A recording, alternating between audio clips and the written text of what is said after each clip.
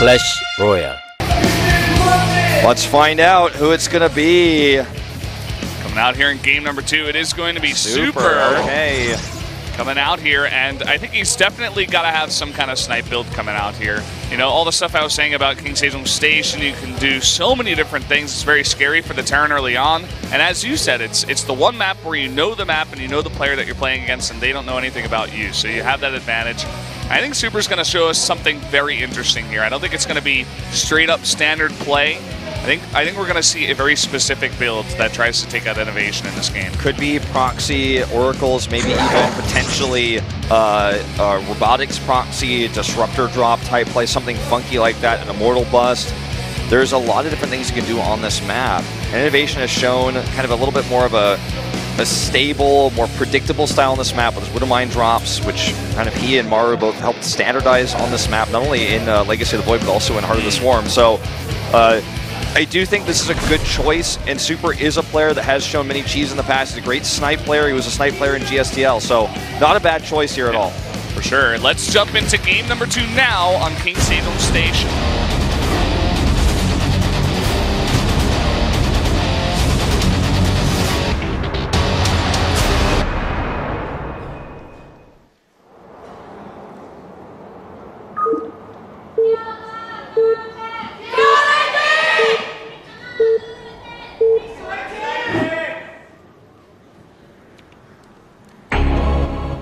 Up here in the top left, in the orange, the Terran player from SK Telecom T1 is INnoVation.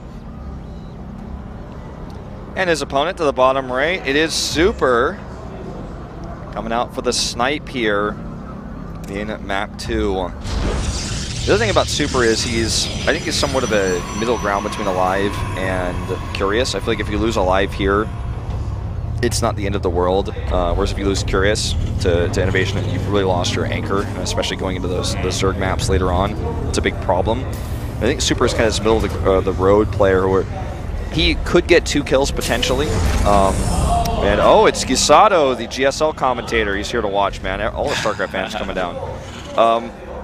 Frost is going to be map 3.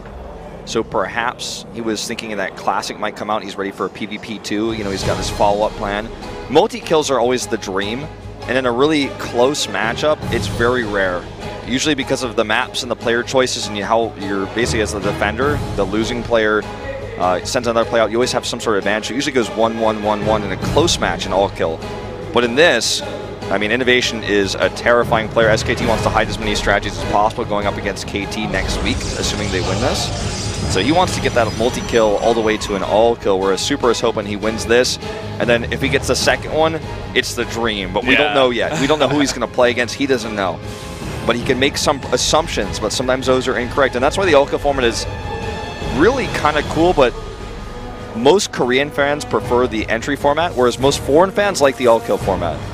And it's it's different strategy. You know, I think there's a lot more tension and uncertainty in the all-kill format, where it's like, I don't know who he's going to play. That player probably doesn't know what's going to happen. Is he just better than that other player, even though he, you know, hasn't prepared for that certain player, but that player has prepared for him? And also just the potential of all kills or multi-kills and players just really showing off how good they are and getting in the groove. I feel like that's great.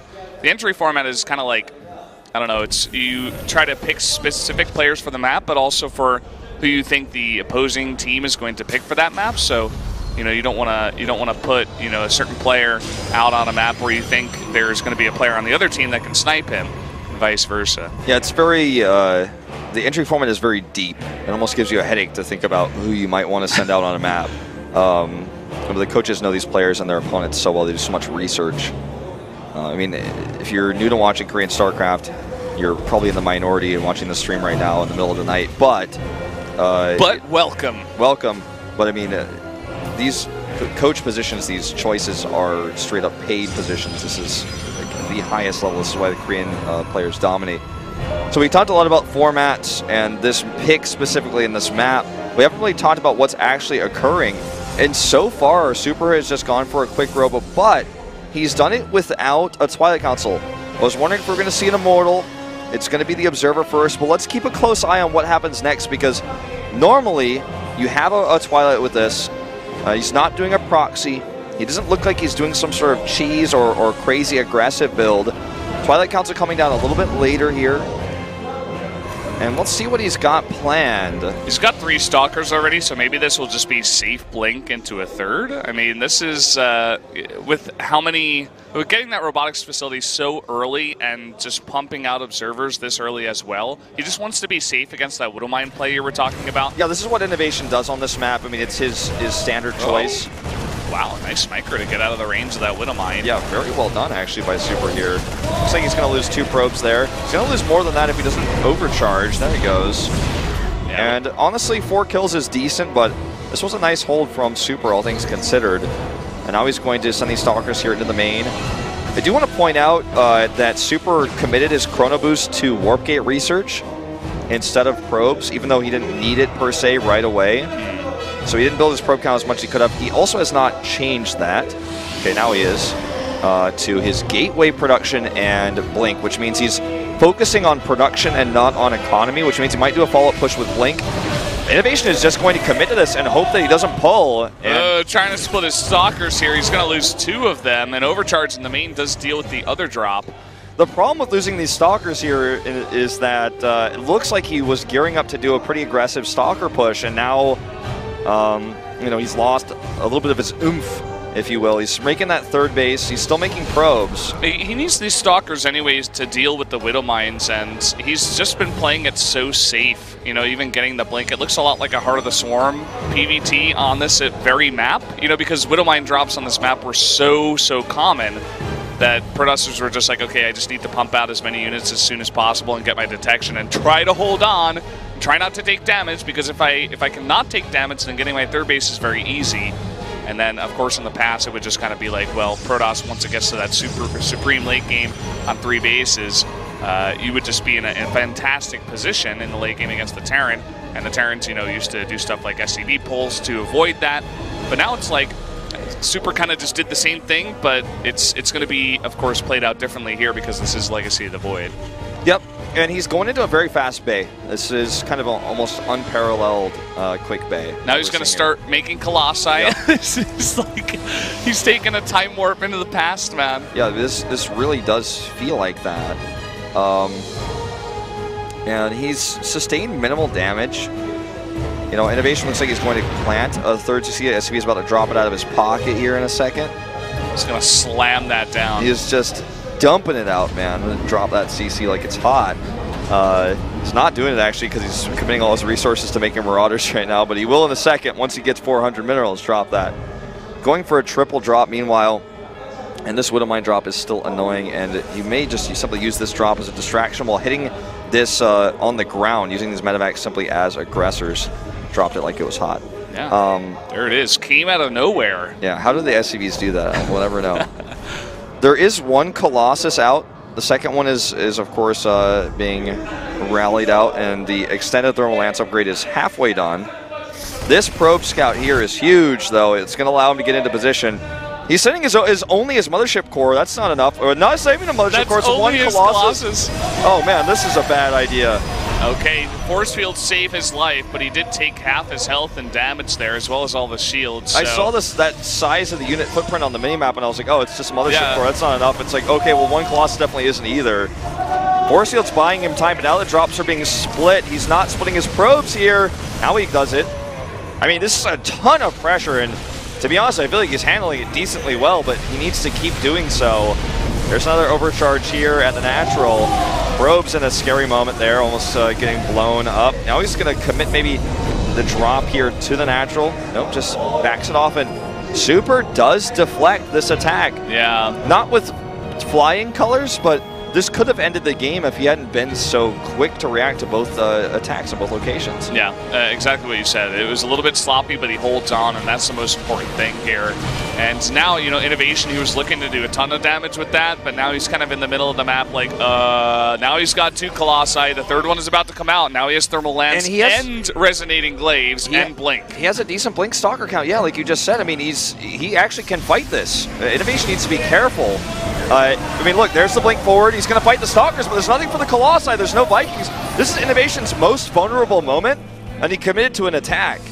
It's a bit risky. Now, if there were a Prism here, he might actually really be in trouble, but luckily for him, this is just a Protoss army that's going to try to pick off as many units as possible using that Blink ability. And forces a stem, gets away. INnoVation is building the Viking count at home, grabs an armory. But this is a rare circumstance where the Protoss will take the 4th on the high ground first. And I'm liking Super's position. Look, INnoVation is just now adding that 2nd starport. Well, 1 probe kill on this Widowmine. He's going to come back for another pass later. Scuttling away, did his job. You know, little things like this actually occur in StarCraft where if you watch as a fan and you're watching this like, there's no way he didn't see that Widowmine just go there. He's going to kill it. But actually when you're doing a million things at once, managing your resources, scouting, building tech, this kind of move can actually just get by you. And I think Super thinks he killed it, but he did not. So this could come back later. Yeah, I just took a look at the position of his only 2 observers on the map. And one was at the 3rd base of INnoVation. The other one was at the high ground, the 4th base location of INnoVation. So now he's bringing that back. I think he knows the Widowmine is still alive, but he doesn't know exactly where it is. You know what I'd love to see right now is a Templar Archive, because he's forced this double starport production of Vikings. He has this high ground defensible position. He doesn't need to be too aggressive. You know, this is a nice move to kind of keep INnoVation back and be at a concave at the bottom of the ramp. But if he grabs Storm coming up here, then he's going to be 1 step ahead of INnoVation's tech. And we'll have that. Does come and clean this up very carefully down here. This is always awkward. Can't see over those. Stalkers are too big. They can't fit in there.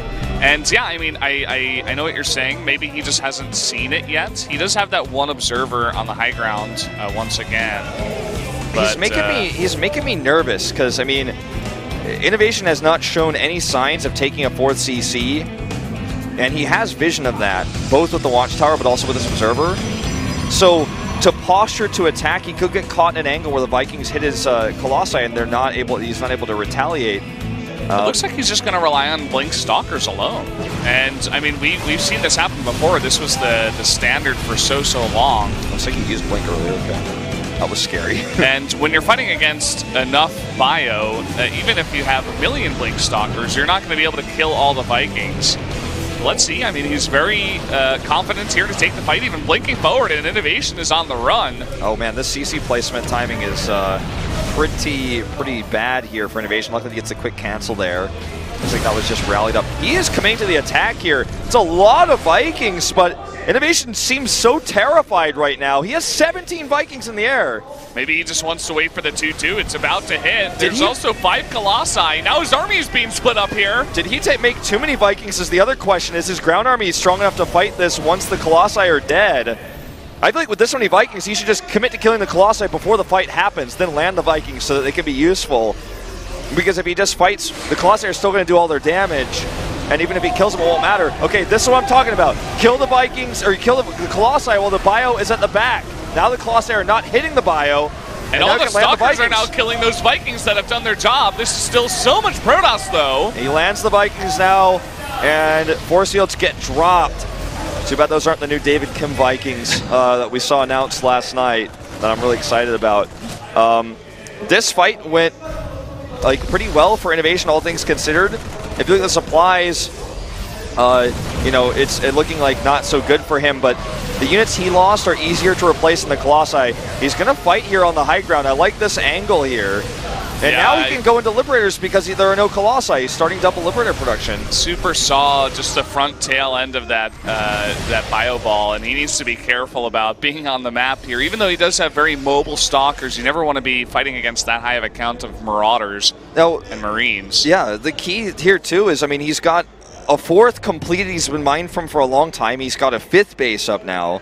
He has a bank too. I mean, INnoVation is forced to kind of take fights and trade efficiently, because if he just trades even, eventually he's going to run out of money. I mean, he's already lifting his main base to plant as the 4th, which means this can't be a planetary, which is not always how it works on this map. But, you know, if you can get a planetary here, it makes this position a lot more defensible, especially when you have Liberators. So, you know, the Stalkers blink on the Liberators, you've got that planetary extra AoE damage. INnoVation may just die a slow death here if he can't find a way to deal with what Super's built. Yeah, and you can see Super now coming in here with his Adepts, trying to do a lot of damage. There's not that much bio over here. getting a bunch of these SCV kills in a nice trade. He wants to come in from this angle at the same time, snipe even more SCVs. And this isn't a planetary, like I said, so you can just walk right up to this out of the liberation zones. Now that's a lot of stalkers, even with these zones. Looks like he's going to back off, but he snipes the CC on his way out. Sick snipe there. Oh, man. INnoVation is on a clock now. He has to win this game soon, or he is just simply going to be outmaxed, and that's already the case. That is such a good read. It's exactly what you were talking about. He sees that it's an orbital, and he's like, oh, that must be your main CC. If I could just take that out, I've got this other base over here. I am so far ahead of you in economy. Oh, man, this might be the GG scan. He is blinking forward here. The Colossi doing their work. There's so many Glaive Adepts underneath that as well. INnoVation trying to hold his own with this bio. There's just so much Protoss here. Force field goes down. Vikings are landed. Those sentries aren't doing a lot of damage. They're pretty weak, but it just doesn't matter. There's too much Protoss here, and INnoVation will be defeated here in this second game. Afreeca Freak's going to tie it up 1-1. Super does it again. He's taken out INnoVation once on this map, and he comes out. GG. GG, he does Afreeca coming back on the backs of Super here. He's going to tie it up 1-1 and make this a much more interesting series.